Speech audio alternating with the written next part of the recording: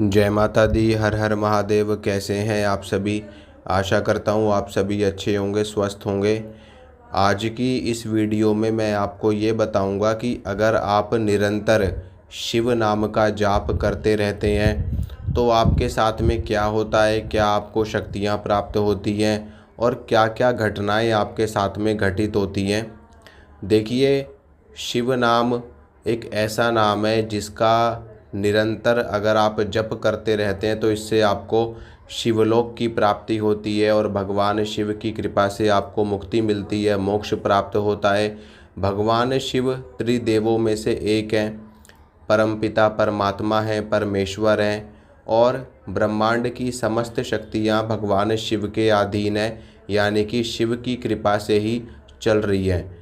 भगवान शिव की पूजा जो भी कोई व्यक्ति करता है, जो भी कोई साधक करता है, जो भी कोई भक्त करता है, उसको धर्म अर्थ काम और मोक्ष की प्राप्ति होती है और अंत में उसको भगवान शिव का सानिध्य प्राप्त होता है, शिवलोक की प्राप्ति होती है और ऐसा भक्त, ऐसा साधक मुक्ति प्राप्त कर लेता है, मोक्ष प्राप्त कर लेता है।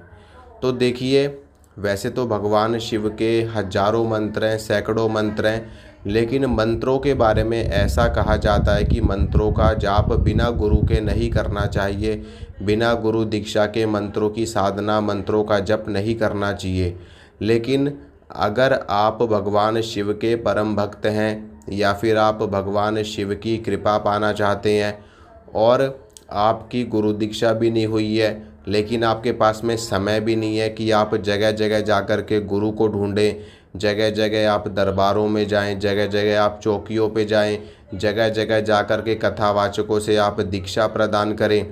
क्योंकि देखिए, अगर आपको कोई योग्य गुरु नहीं मिलता है और योग्य गुरु के बजाय आप किसी पाखंडी से दीक्षा ले लेते हैं, किसी नौटंकी वाले से दीक्षा ले लेते हैं, किसी ऐसे गुरु से दीक्षा ले लेते हैं जिसने खुद ही ईश्वर की प्राप्ति नहीं करी और आपको मंत्र दे दिया, ऐसे हजारों लोगों को मंत्र दे दिया लेकिन उसको खुद ही ईश्वर की प्राप्ति नहीं हुई, तो वो मंत्र आपके भी किस काम का है। ऐसे तो किताबों से आपको मंत्र मिल जाएंगे, गूगल से आपको मंत्र मिल जाएगा, यूट्यूब से आपको मंत्र मिल जाएगा, लेकिन गुरु के द्वारा जो मंत्र प्राप्त होता है वो तभी काम करता है जब गुरु के पास भी उस मंत्र की सिद्धि हो, उस मंत्र की कृपा हो। तो इससे अच्छा है कि आप भगवान के नाम का जप करें। भगवान के नाम का जाप करने के लिए आपको किसी गुरु की भी आवश्यकता नहीं है, क्योंकि इस दुनिया में पाखंडियों की फौज सबसे ज़्यादा है और असली और सच्चे गुरु ना के बराबर है। यानी कि 100% में से केवल और केवल 10%, 5% ही लोग ऐसे हैं जो सच्चे गुरु हैं और आपको सही तरीके से गाइड करने वाले हैं, वरना 90%, 95% तो पाखंडी ही पाखंडी इस दुनिया में घूम रहे हैं, जिनके पास जाने से सिर्फ़ और सिर्फ आपका नुकसान ही होगा, भला तो कुछ होगा नहीं, उल्टा और 2-4 भूत प्रेत आपके घर में आ जाएंगे और 2-4 मसानियाँ आपके घर में आ जाएंगी और 2-4 मसान आपके घर में आ जाएंगे और आपके घर का भी नाश हो जाएगा। तो इससे अच्छा है कि आप भगवान शिव के मंदिर जाएं, भगवान शिव को ही अपना गुरु धारण कर लें और भगवान शिव के नाम का जप करें। भगवान शिव के अनेकों नाम हैं, शिव के सहस्र नाम हैं, यानी कि भगवान शिव के 1000 नाम हैं, 108 नाम भी हैं। तो जो भी आपको नाम प्रिय हो भगवान शिव का, उदाहरण के तौर पे शिव हो या शंकर हो या फिर भगवान शिव का आशुतोष हो, भूतेश्वर हो, भूतनाथ हो, औघड़ हो, अघोरी हो, जो भी आप भगवान शिव को जिस भी नाम से अधिक प्रेम करते हैं, यानी कि भगवान शिव का जो नाम आपको अधिक प्रिय है उस नाम को आपको ले लेना है और निरंतर आपको उस नाम का जाप करते रहना है, करते रहना है, करते रहना है। कोई नियम नहीं, कोई परहेज नहीं, किसी भी तरह का कोई आसन बंधन नहीं, किसी भी तरह का कोई भी नियम करने की आवश्यकता नहीं है। यहाँ तक कि आप चलते फिरते भी भगवान के नाम का जप कर सकते हैं, आप खाते पीते भी भगवान के नाम का जप कर सकते हैं, आप चाहे नहाए हो या ना नहाए हो तब भी आप भगवान शिव के नाम का जप कर सकते हैं। क्योंकि भगवान शिव ही एकमात्र एक ऐसे देवता हैं जिनकी कृपा हर स्थिति में, हर परिस्थिति में अपने साधक को, अपने भक्त को प्राप्त होती है। आप चाहे स्नान करके उनकी पूजा करें या बिना स्नान किए उनकी पूजा करें, तब भी आपकी पूजा लग जाएगी और भगवान शिव की कृपा आपके ऊपर हो जाएगी। तो आपको निरंतर शिव शिव शिव शिव शिव शिव शिव शिव शिव, शंकर शंकर शंकर शंकर, इस तरीके से आप भगवान शिव के, या भोले भोले भोले भोले करके इस तरीके से आप भगवान शिव के निरंतर नाम का जप करते रहिए।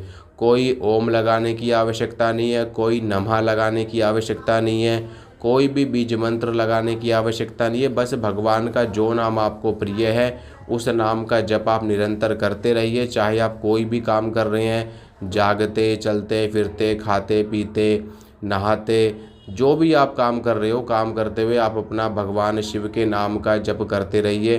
धीरे धीरे आप देखेंगे कि आपके जीवन में बदलाव आना शुरू हो गया है, और वो बदलाव, इस तरह का बदलाव आपके जीवन में होगा कि आप फालतू के प्रपंच से बाहर निकलते जाएंगे और धीरे धीरे करके भगवान शिव की ओर अग्रसर होते जाएंगे।